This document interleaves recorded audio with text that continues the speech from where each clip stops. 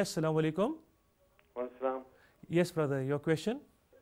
My question is that if you pay zakat and you get a Section 18A certificate from the back from the person you're giving the tax money to, and then that benefit that you get back from the tax man, do you have to give it back pay it back into zakat or what?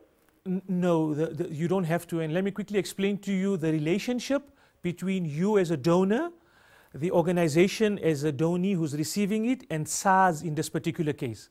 So if you're giving us zakat, or any money for that matter, remember as an institution, we distribute the entire amount according to the rules and the regulations of the Sharia. Nothing of what you give us goes directly to SARS, nothing, except by way of VAT, but that's an incidental thing. So when you give us 10,000 Rand, as an example, by way of a donation, and we give you a Section 18A, your full 10,000 Rand is distributed according to the rules of zakat. That's to begin with. What you are getting from SARS is a separate, almost a reward, if you wish to call it that, in acknowledgement of your support for the good cause. So you're not getting back directly the money you've given us. What you've given us, the full amount gets distributed.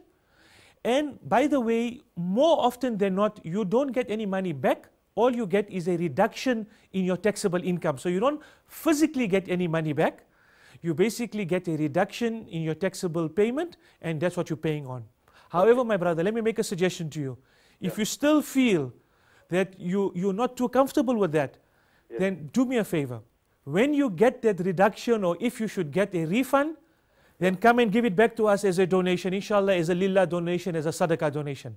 So that will mean that you've given us your 10,000 Rand as your zakat, and whatever extra or whatever you may have saved as your tax will be an additional contribution to the work that we do.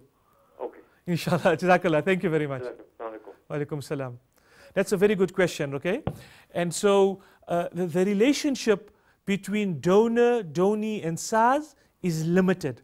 Is limited purely to the paper transaction.